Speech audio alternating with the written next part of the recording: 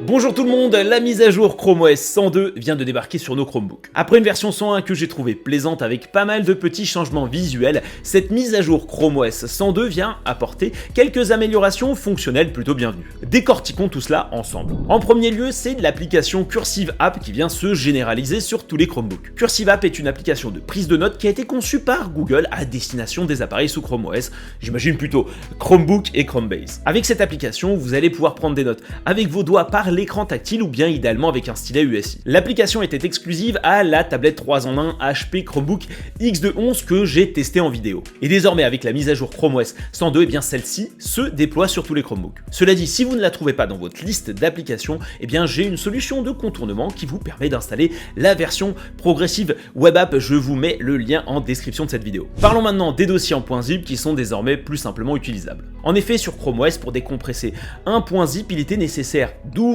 le dossier sous la forme d'un lecteur et de transférer le contenu bien vers votre espace de stockage de destination. L'équipe de développement de Chrome OS a décidé de nous faciliter les choses en nous permettant de faire une extraction complète et directe de tous les contenus du dossier compressé.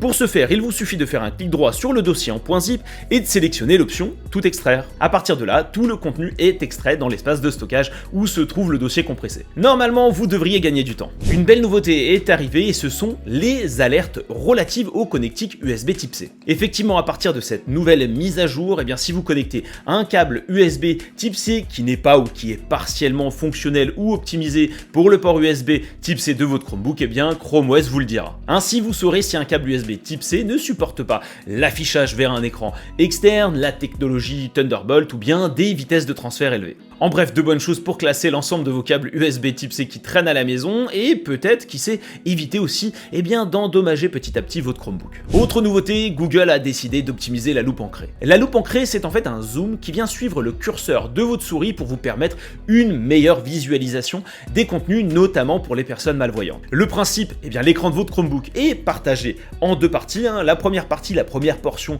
va contenir cette fonctionnalité de zoom, donc on va avoir une vue qui va être zoomée et juste en dessous, on va avoir un affichage classique. Et Chrome OS 102 vient apporter la possibilité d'agrandir cette portion zoomée, habituellement réduite, pour faciliter la visualisation selon les besoins de chacun. Un petit ajout pratique pour l'accessibilité. Pour terminer, de mon côté, j'ai Chrome OS qui m'a proposé de faire la bascule de la machine virtuelle Linux vers la nouvelle version 11 Bullseye alors qu'elle devait pouvoir se faire sur la version précédente. Avant de faire la bascule, faites attention de bien sauvegarder vos données Linux au cas où si la montée de version plante.